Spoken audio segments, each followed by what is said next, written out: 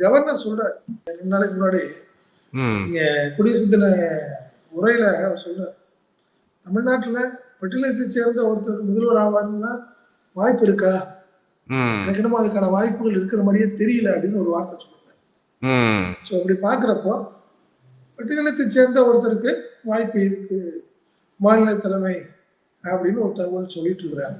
ஏன்னா இது எல்லாம் அப்படிதான் கிட்டத்தட்ட அமைப்பு செயலாளர் கேசவ விநாயகம் இப்படி ஒரு ரிப்போர்ட் அனுப்பியிருக்காரு. போட்டிருந்தா நல்லா இருக்கும் நம்மளுக்கு. என்ன கவுண்டர் கொடுத்தா பிஜேபிக்கும் திமுக கவுண்டர் கொடுத்தோம்னா ஒரு பட்டியலத்தை சார்ந்த ஒருத்தர் தலைவராக போட்டு கொண்டாந்தா நல்லா இருக்கும் அப்படின்னு கேட்டுருக்காரு.